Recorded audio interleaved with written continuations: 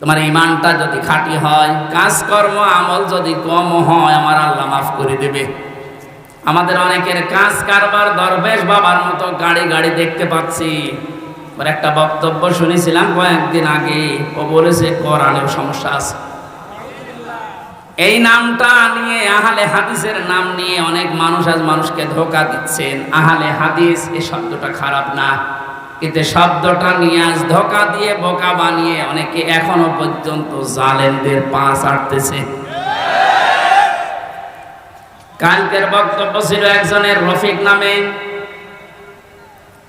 আমি নাম নিয়েছি এই কারণে চেনার জন্য। এই লোকটা জানাচ্ছে এখন জনগণকে, আবু সাঈদ নামে এই ছেলেটা শহীদ হয়নি, ও নিজে আত্মহত্যা করেছে।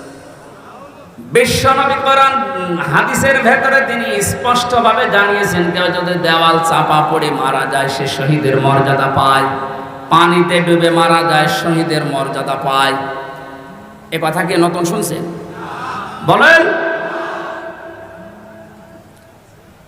আগুনে পড়ে যদি কেউ মারা যায় সে যদি শহীদের মর্যাদা পায়, অ্যাক্সিডেন্ট করে মরলে যদি শাহাদাতের মর্যাদা পায়।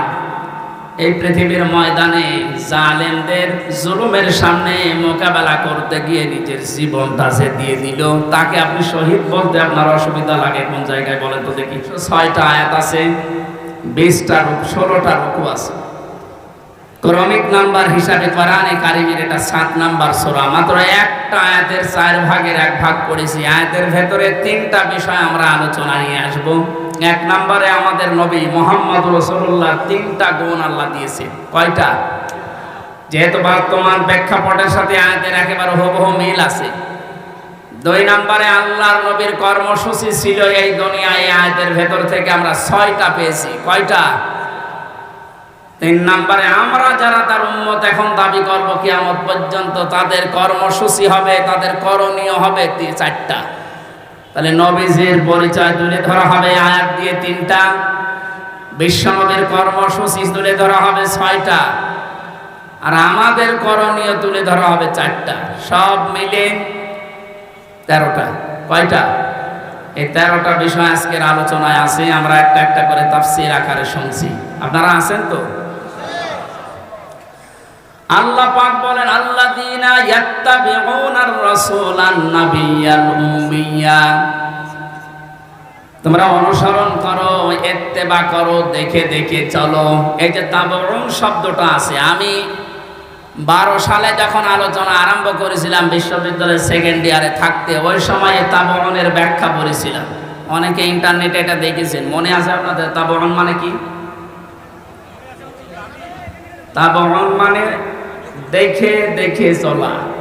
আপনার সামনে একটা মানুষ হেঁটে যাচ্ছে, কিভাবে কিভাবে পা লাগায়, কোথায় হাত নাড়ায়, মাজা দোলায়, কিভাবে তাকায়, একেবারে ওইভাবে হুবহু ওই জায়গায় পা ফেলে হাত নাড়িয়ে মাজা দলিয়ে চলার নাম তাবউন। আল্লাহ পাক এখানে ইত্তেবা দিয়েছেন, আল্লাযীনা যারা ইয়াত্তাবিউনা অনুসরণ করছে, করবে। এটা মোজারে, বর্তমান, ভবিষ্যৎ, প্রেজেন্ট, ফিউচার। কার অনুসরণ করছে, করবে?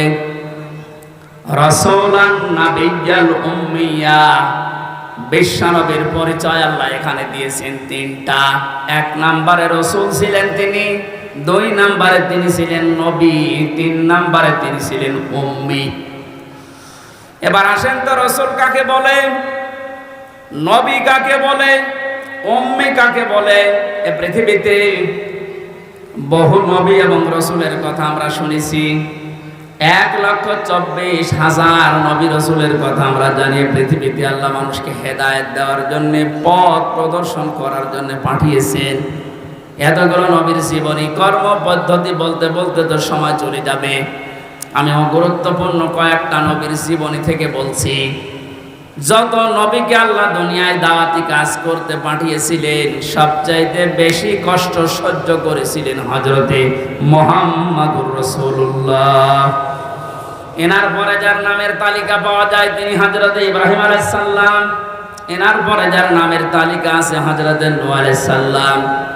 এনার পরে যাদের নামের তালিকা আছে সিরিয়াল হিসাবে আল্লাহ পাক কোরআনে কারিমে জানিয়েছেন শারআ লাকুম মিনাদ-দীনি মা ওয়াসসা বিহি নূহা ওয়াল্লাযী আওহাইনা ইলাইকা। আমি নির্ধারিত করে দিলাম, লিখে দিলাম, নির্ধারণ করে দিলাম, আমি আল্লাহ সই স্বাক্ষর করে দলিল করে দিলাম তোমাদের জন্যে। নূহ আলাইহিস সালামকে, ইব্রাহিম আলাইহিস সালামকে, ঈসা আলাইহিস সালামকে, এই সমস্ত মুসা আলাইহিস সালাম, এই বড় বড় নবীদের নামগুলো দিতে দিতে আল্লাহ জানিয়েছেন, হে নবী, এই প্রত্যেকটা নবীকে কিন্তু আমি আল্লাহ জানিয়েছিলাম আনাকিমুদ্দিন, তোমরা দিন কায়েম করো।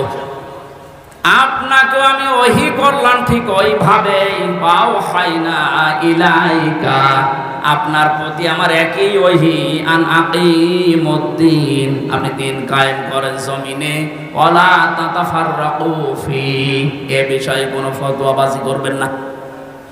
সময় কিন্তু এসে গেছে এখন এই দেশে ঠিক ওই রকম, আর যে যেখানে যে মতে চলেন না কেন সবাইকে আমরা আহ্বান জানাচ্ছি, সবাই আসেন ঐক্যবদ্ধ হয়ে আল্লাহর দ্বীন কোরআনে কারীম ইসলাম এই দেশে আমরা এখন কায়েম করার পরিবেশ তৈরি করি।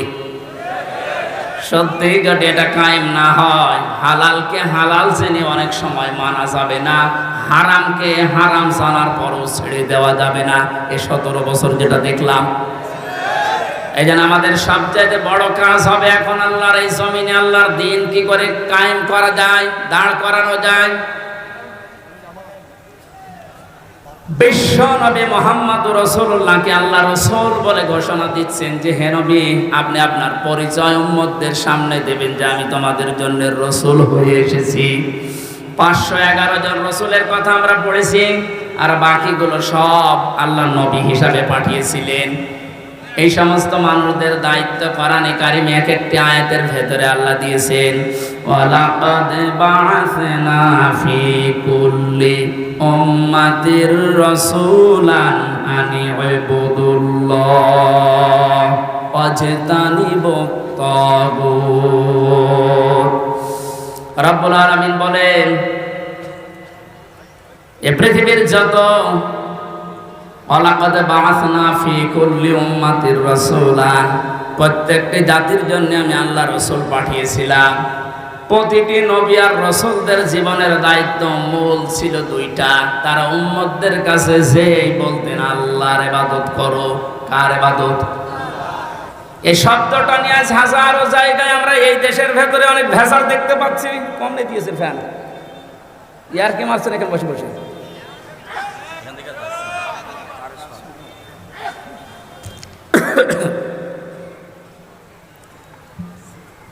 এই যে ইবাদত, এই শব্দটা ব্যাপক অর্থবোধক একটা শব্দ।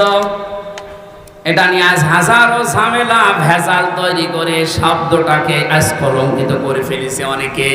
এই জন্য সতর্ক হওয়ার সময়, সংস্কারের সময় যখন চলছে, আমরা এখন সতর্ক এবং সংস্কার এই মন নিয়ে আমরা ইবাদত করব। আমার ইবাদতের ভেতরে যেন কোনো ভেজাল না আসে। গাড়ি গাড়ি ইবাদত করা লাগবে, কোরআনে আল্লাহ এমন দেয়নি। ইবাদত করো, আখলিস দীনাকা ইয়াকফিকাল আমালুল কলিল। তোমার ঈমানটা যদি খাঁটি হয়, কাজকর্ম আমল যদি কম হয়, আমার আল্লাহ মাফ করে দেবে। আমাদের অনেকের কাজ কারবার দরবেশ বাবার মতো গাড়ি গাড়ি দেখতে পাচ্ছি। ওর একটা বক্তব্য শুনেছিলাম কয়েকদিন আগে, ও বলেছে কোরআনের সমস্যা আছে। এই নামটা নিয়ে, আহলে হাদিসের নাম নিয়ে অনেক মানুষ আজ মানুষকে ধোঁকা দিচ্ছেন। আহলে হাদিস এই শব্দটা খারাপ না, কিন্তু শব্দটা নিয়ে আজ ধোঁকা দিয়ে বোকা বানিয়ে অনেকে এখনো পর্যন্ত জালেমদের পা চাটতেছে। কালকের বক্তব্য ছিল একজনের রফিক নামে, আমি নাম নিয়েছি এই কারণে চেনার জন্য। এই লোকটা জানাচ্ছে এখন জনগণকে, আবু সাঈদ নামে এই ছেলেটা শহীদ হয়নি, ও নিজে আত্মহত্যা করেছে।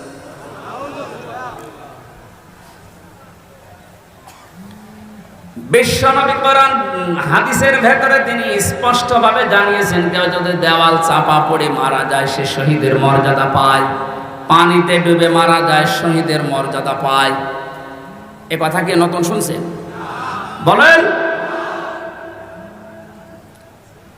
আগুনে পড়ে যদি কেউ মারা যায় সে যদি শহীদের মর্যাদা পায়, অ্যাক্সিডেন্ট করে মরলে যদি শাহাদাতের মর্যাদা পায়, এই পৃথিবীর ময়দানে জালেমদের জুলুমের সামনে মোকাবেলা করতে গিয়ে নিজের জীবনটা সে দিয়ে দিল, তাকে আপনি শহীদ বলতে আপনার অসুবিধা লাগে কোন জায়গায় বলেন তো দেখি?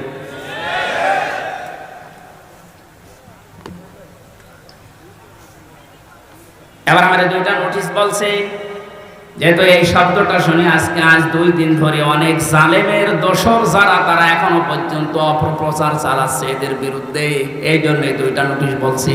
সূরা বাকারার 154 নম্বর আয়াত, 2 নম্বর পারা, 2 নম্বর পৃষ্ঠা, 12 নম্বর 13 নম্বর লাইনে আছে, ভালো করে মিলাবেন। আল্লাহ পাক বলেন, ওয়ালা তাকুলু লিমান ইয়াকতালু ফি সাবিলিল্লাহি আমওয়াত বাল আহয়াউ ওয়ালাকিন লা তাশউরুন। আপনি হয়তো এভাবে এতদিন চিন্তা করেননি, যেভাবে আমি বলছি মিলিয়ে দেখেন। আল্লাহ বলেন, ওয়ালা তাকুলু, হে পৃথিবীর লোকেরা, কেউ এ কথা মুখ দিয়ে বলবা না। কথা বলে মানুষ কি দিয়ে? বলো না কেন? এই জন্য মুখের ওপর আল্লাহ নোটিশ দিয়েছেন, কেউ এ কথা বলবা না। 1 জন 2 জন না, কেউ বলবা না, বহু বচন। লিমান ইয়াকতালু ফি সাবিলিল্লাহি আমওয়াত, আমি আল্লাহর জন্য, মানবতার জন্য যারা জীবন দিয়ে গেল, এই মানুষ মরে গেছে, এই কথা বলবা না। বাল আহয়াউন, বরং তারা জীবিত। ওয়ালাকিন লা তাশউরুন, কিন্তু তোমরা টের পাও না। এটা তো মুখের উপর আল্লাহ দিলেন, মানুষ মুখের পরে অন্তরেও ধারণা করতে পারে। ধারণা করা কি দিয়ে?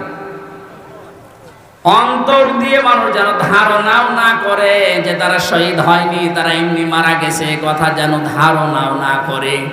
সূরা আলে ইমরান 4 নম্বর পারার 11 নম্বর পৃষ্ঠা 9 নম্বর লাইনের 159 নম্বর আয়াতে 69 নম্বর আয়াতে জানিয়েছেন, ওয়ালা তাহসাবান্নাল্লাযীনা কুতিলু ফি সাবিলিল্লাহি আমওয়াতা বাল আহয়াউন ইনদা রাব্বিহিম ইউরযাকুন। খুব খেয়াল করেন, অন্তর দিয়েও কেউ যেন ধারণা না করে যারা মারা গেছে। আল্লাহ পাক বলেন, ধারণা কোনোদিন করবি না যে মরে গেছে না। কারণ জীবন জালেমের সামনে নিজের জীবন দিয়ে দেওয়া তো সহজ কথা না। ওরা কিন্তু জীবিত আছে, ওরা জিন্দা। ইনদা রাব্বিহিম ইউরযাকুন, তারা তাদের রবের কাছে রিজিক পাচ্ছে। সুতরাং আবু সাঈদ রংপুরের এই ছেলেটা জালেমের সামনে দাঁড়িয়ে জীবনটা দিয়ে শাহাদাতের মরণ পেয়েছে। এটা কোনোদিন আপনি মুখ দিয়ে যেন না বলেন যে লোকটা মরে গেছে, ধারণাও না করেন তো মরে গেছে না, ও শহীদ হয়েছে। কি হয়েছে? স্বাধীনভাবে কথা বলতে পারতাম না। পাশের জেলায় বাড়ি আমার, নাটোর, কুষ্টিয়া। এখানে দাওয়াত খেতে এসেছিলাম বিয়ের, তারপর আমার ঢুকতে দেয়নি। কোথায় ছিলাম আপনি টের পেয়েছেন? স্বাধীনতা পরাধীনতা কি আমরা 17 বছর টের পেয়েছি। স্বাধীনভাবে চলাফেরা করার, বাক স্বাধীনতা ফিরে